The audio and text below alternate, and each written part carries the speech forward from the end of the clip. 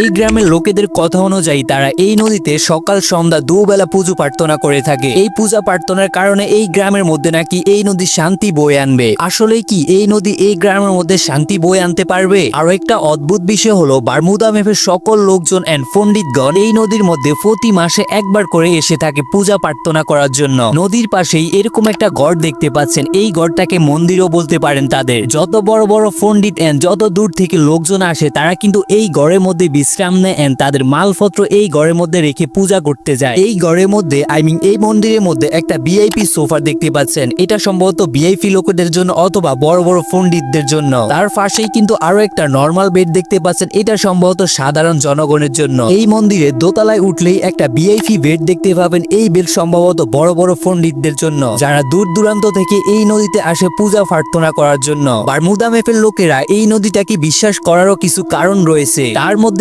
অন্যতম একটা কারণ হলো এই নদীতে নাকি রহস্যময় কিছু অভিশাপ রয়েছে, ভূতুড়ে কিছু অভিশাপ রয়েছে। এই